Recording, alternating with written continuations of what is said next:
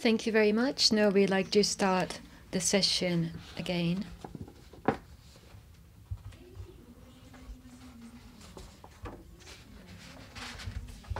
So the speaker applied for the slots for the presentation and the paper were accepted. So Mr. Bando is in charge of the development of the new service at Rakuten, and then he worked for OSS and the middleware and also promotion activities of the company. In 2016, he joined Recruit Lifestyle Company Limited and the promotion of the product. And then he's now the product manager in charge of developing a new product. And especially the data planner, as a data planner to handle the huge amount of the data. And Mr. Ganbaatar Bya joined the company as the newly grad. As data engineer, he worked with the data engineering of the product and also the operation and the management of the data And now he's in charge of the SRE, the cloud engineering, and the streaming are their specialty fields, and the server-side development and the database development as well. So the large-scale service and the Rails application are the topics they're going to present. So the rapid hypothesis testing cycle in a large-scale web application by Rails. Mr. Bando, please. Thank you very much. I'm Bando. So I'd like to talk about the challenges of the rapid hypothesis testing for the large scale the web application by Rails. So I work as a product manager at Recruit Lifestyle Company. And also the co-presenter, the Ganbaatar-san, is my co-worker. And I made a presentation once again in the past for this conference, but that was when I worked as the engineer of Rakuten, the 2014, and I'm very happy to be back here after 5 years. So as Matsumoto-san said, this conference connects business and hacker, but now I'm afraid I'm on a business side as the product manager. But I'd like to talk about not just the product development and Ruby and other sides, because this is quite a great conference, both enjoyable for the business side and also so-called hacker side. So I'd like to talk about my own company. The Recruit is the company group, and we offer various matching service. For example, the traveler would like to find accommodation, and also the client would like to offer their rooms. So the matching between these two parties is a business model. And the Recruit has various departments, and I belong to Recruit Lifestyle. So this Recruit Lifestyle focuses on the daily consumer services like Jarans and other consumer service products. And the Recruit Group as a whole has a sales of about 2 trillion yen, and out of which the 180 billion Japanese yen comes from my group, the Recruit Life Service. And in this company or this business unit, I belong to data engineering unit. We offer various data engineering services to all group companies. So as you see here, we have the 3 major business units. So cloud, big data development operations. So that's one. And the second is the provision of cloud solutions and Adobe or the similar third-party analytic solutions. So API, recommended data, like growth hack operation service are what we offer. So this is one example. So the recommendation RFM recommendation and prediction of the business models. So these are the services we offer to our customers. So that's the introduction. So now our service, like JavaNet, has history of 10 years or so. Perhaps we're considered as one of the other large service in Japan, and the architecture is not new, so it's on-premise. And also the business development model is a waterfall model. It's not new either. So it's a large-scale service. So stable operation is requirement, and reliability is another requirement. So if the system steps for a few minutes, and then the repercussion is quite large, so the stability and the continuation is quite important. So keeping that reliability, we also wanted to improve agility, but still it was very difficult to depart from the old style because architecture is on-premise.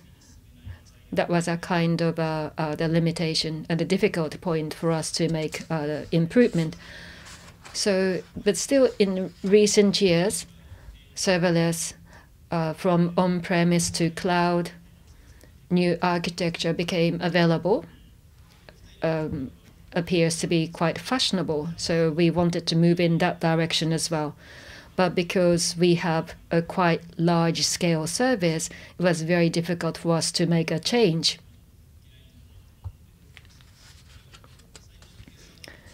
So if there was a startup, you can build your system on cloud from the beginning. But if you have the legacy of past 10 years, it's not easy to shift to clouds because you have to compare the migration cost and also the cost for you to stay status quo. So that was a kind of dilemma we have been facing. But still, what we value is what user wants. So if so from that point, the cloud may not be necessarily the solution all the time, because after all, what's really important is what customer want. So PPT, the people, process, technology. So that this approach method has been increasingly important. So again, as I mentioned, what's really important is what user want. So the choice of the architecture is more of our interest, because after all, what's really important is whether a customer gets what they want or not.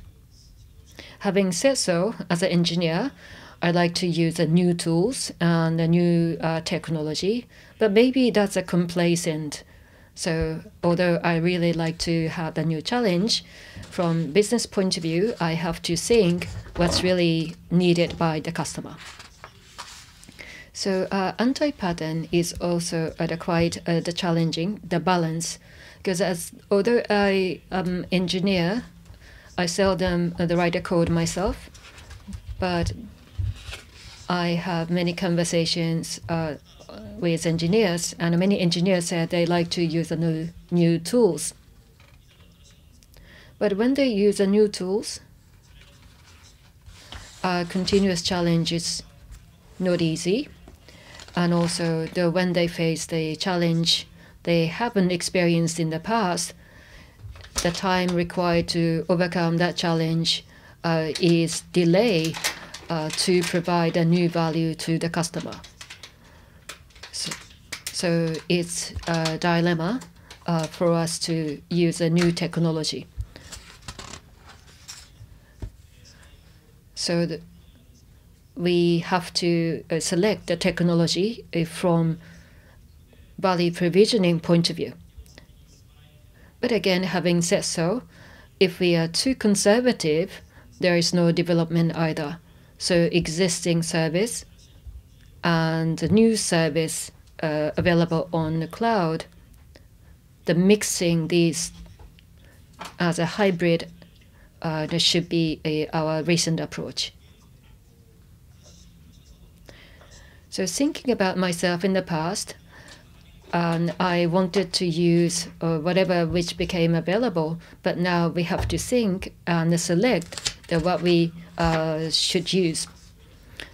And another thing we talk about is SOE and SOR. When I think about the users, we need both defense and offense. More than 10 years ago, we have been building various systems. So reliability and waterfall approaches are more on defense.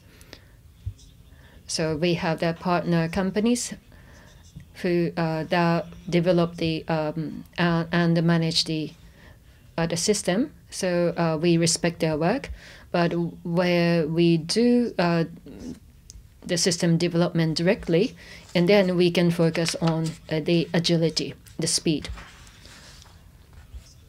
So the balance between the reliability and the speed to maximize the customer value.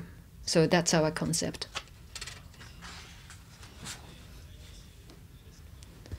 And then again, talking about our values, how is also important.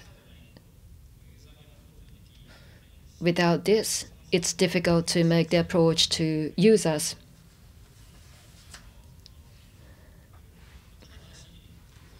So it's not just about newness of the technology, how to combine them with available or existing tools. It's important to maximize the value to the customer. So architecture, development process, and operation. Again, aggressive agility and reliability, they both have to be balanced. So after me will be also the presentations about the Rails and why Rails. So that presentation should be understood in this context. はい、ここから開発。Now I would like to explain the process of development. This is the most important slide I want to convey to you. We focus upon users, and we need to quickly validate, verify what we made. So this is a process of development in which we have to minimize a number of challenges. In order to do so, there are several important codes, and I would like to move forward explaining this. It's called MVP, maximizing the value, and we have to quickly provide the value to the customers. And then we show what we can do to the users. And this is not the exhaustive list of what we have to do. On the right-hand side, you see MVP project. This is a part of the surface upon the existing services, and therefore the technological debt is large, and existing the service require reliability, and therefore what we make should be reliable, more reliable than the existing services. So this is the first one, not just making on top of the existing service. It is completely separated. On top, they are separated during the verification. We would ask the user to join, and by doing so, we can reduce technological debt. This is what we do.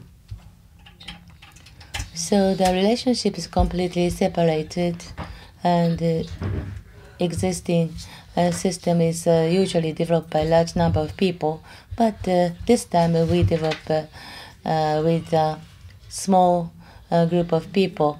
We reduce wasted the time for unfruitful communication.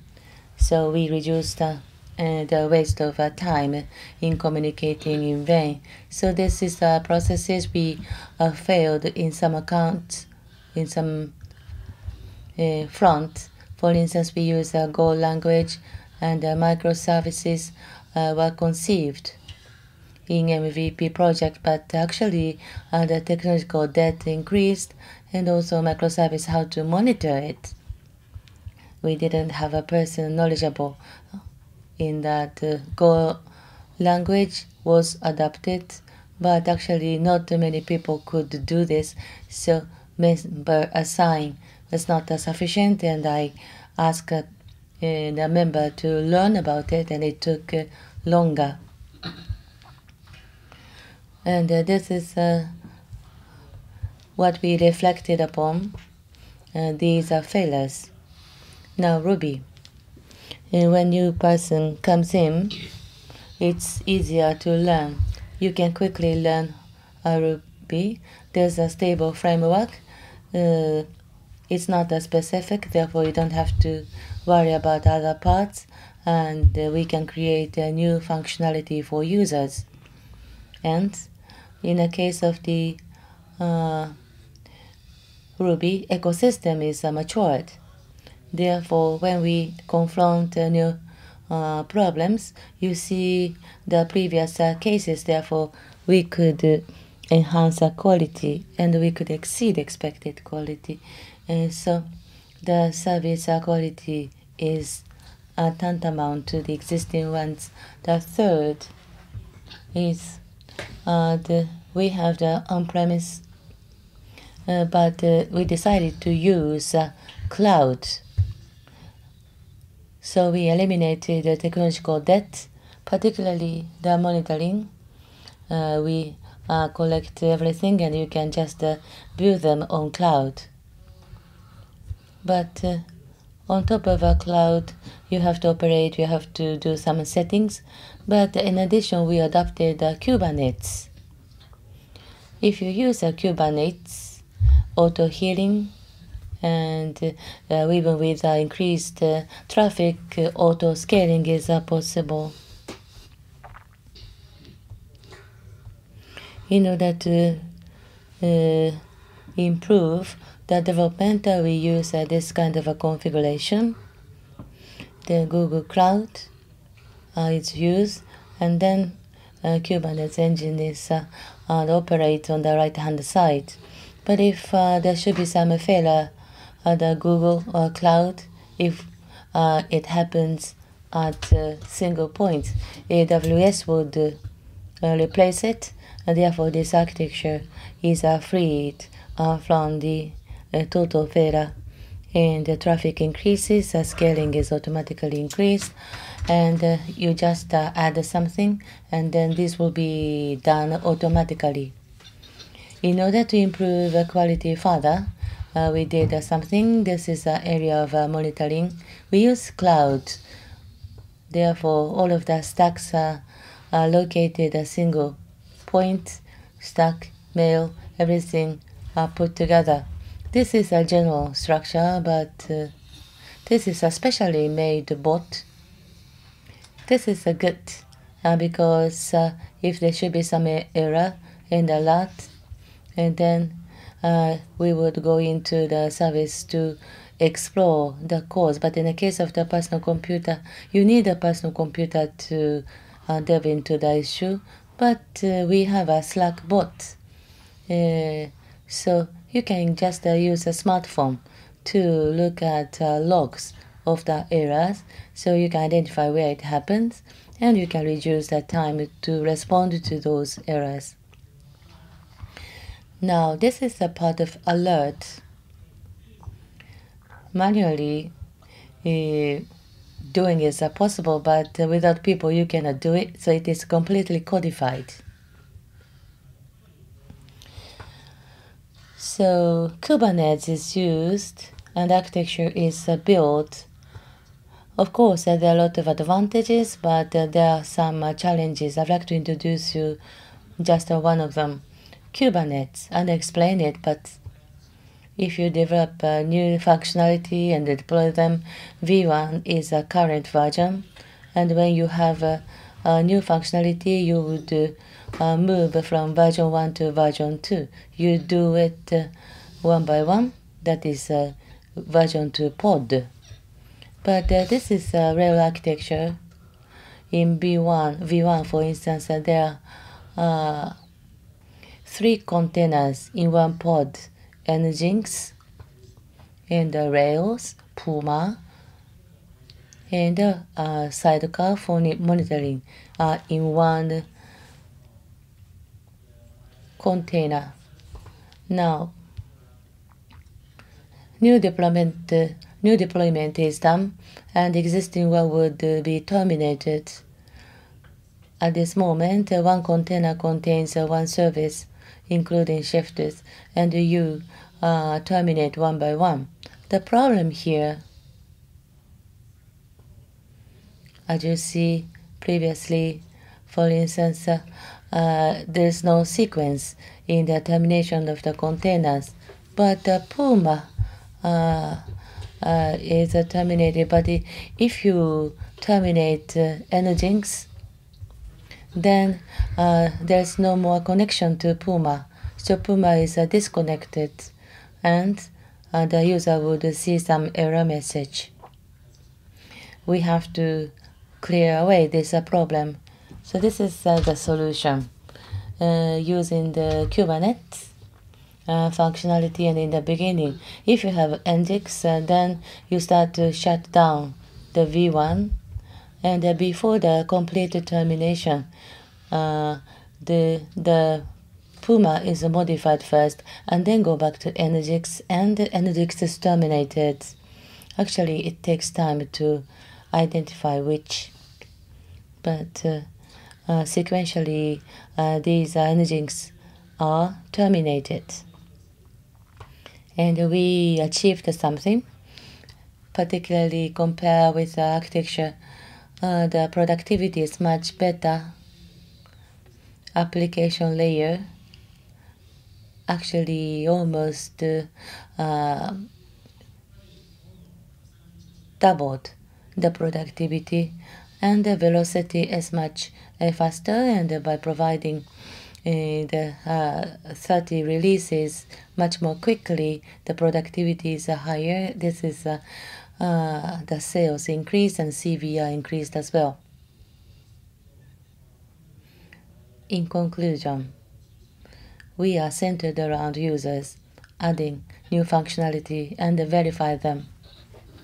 And Ruby Rails is used, and also together with the cloud and the Kubernetes, we configure that complete system. Thank you.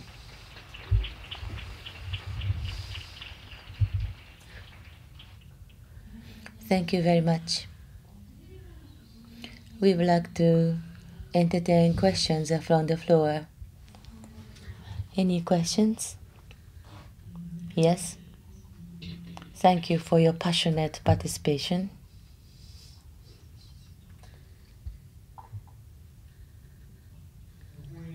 Thank you very much for your lecture. In your talk, Ruby on Rails was used for solving the problem.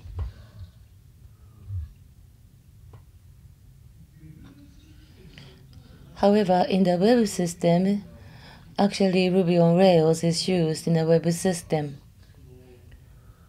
But Ruby itself is used to solve the problem.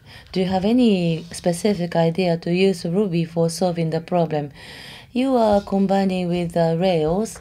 I think you focus more upon Rails, and that I had a bit of concern.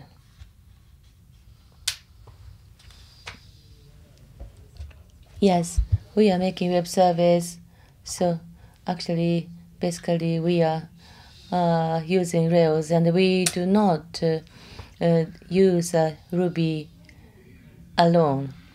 So that is Ruby on Rails. That is a combination to solve the problem. Is that the case? Yes. Rails, for instance, you can add a new functionality and deploy the functionality, and the system is most complete, and we want to make things as quickly as possible. Thank you. Any other question?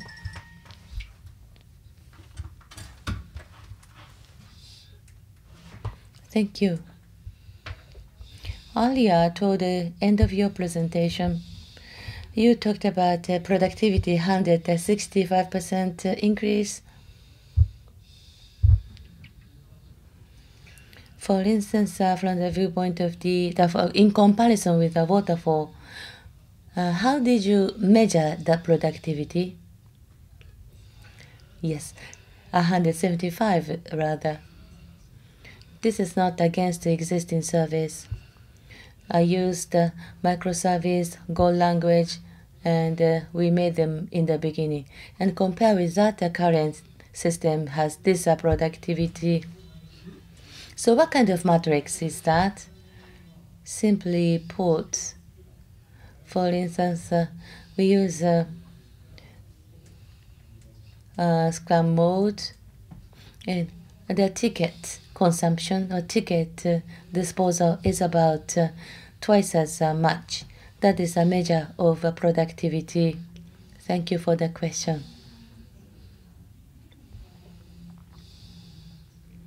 Please. The third row from the front.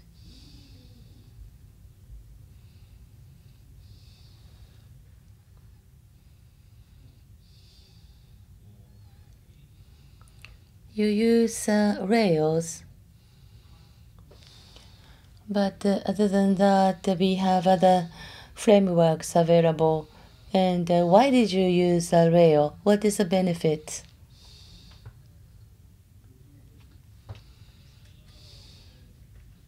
In the beginning, Rux.js, Next was introduced 2 years ago, and the advantage is that the community is solid and has a track record and a good community. As a result, you can explore and find a solution easily. XJS, we had a difficulty because we couldn't find a solution. Therefore, we need to solve the problems ourselves. And in terms of the productivity, it took times just exploring the questions. But now we can find a solution with Ruby on Rails. Thank you. Any other question?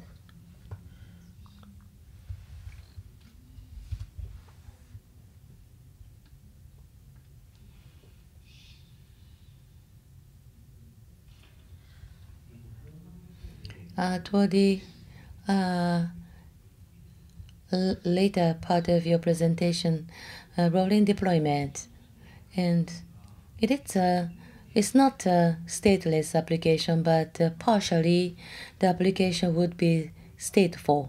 That's why you needed to respond to that problem, because usually in solving the problem you make a stateless application, but applications may have some remaining states, or because of the debt, it causes some problem. Is that the case?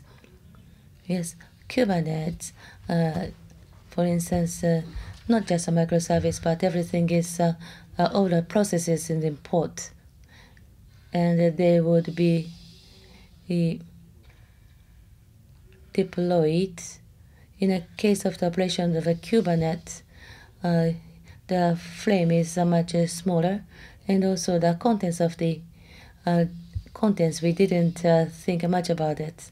And NGX was placed before, and when NGX is cut, the following process will be cut, and therefore how to shut down the NGX in the existing service.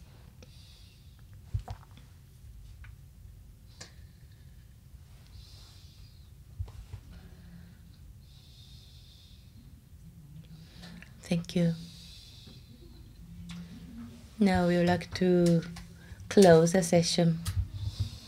And then later, if you have any question, please talk with them individually. Bando-san, Ganbaatar-san, thank you very much for your presentations.